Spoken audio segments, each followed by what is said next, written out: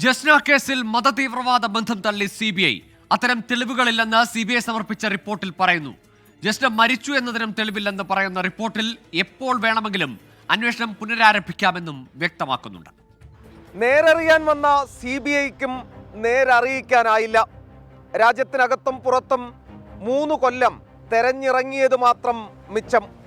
ജസ്ന ഇപ്പോഴും കാണാമറയത്തു തന്നെ.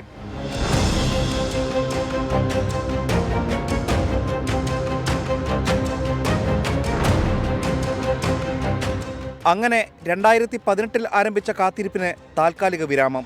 ജസ്നയെ തേടിയിറങ്ങിയ CBIയും ഒടുവിൽ കൈമലർത്തി. ജസ്ന എവിടെയെന്ന് അറിയില്ല. കാര്യമായ ഒരു തെളിവുമില്ല.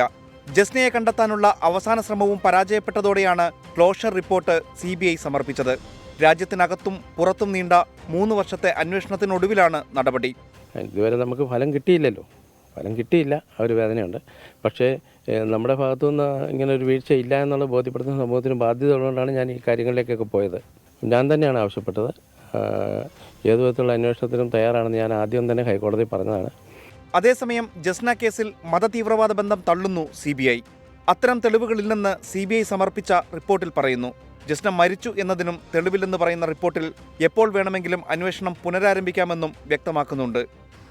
CBI റിപ്പോർട്ടിന്മേൽ ജസ്നയുടെ പിതാവിന് കോടതി നോട്ടീസ് അയച്ചിട്ടുണ്ട്. ഇതിന് മറുപടി കിട്ടിയ ശേഷം മാത്രം റിപ്പോർട്ട് തള്ളണമോ കൊള്ളണമോ എന്ന് തീരുമാനിക്കും. നീതി ഇപ്പോഴും അകലെയാണ്. നേരത്തെ പോലീസും ക്രൈംബ്രാഞ്ചും കേസ് അന്വേഷിച്ചിരുന്നു.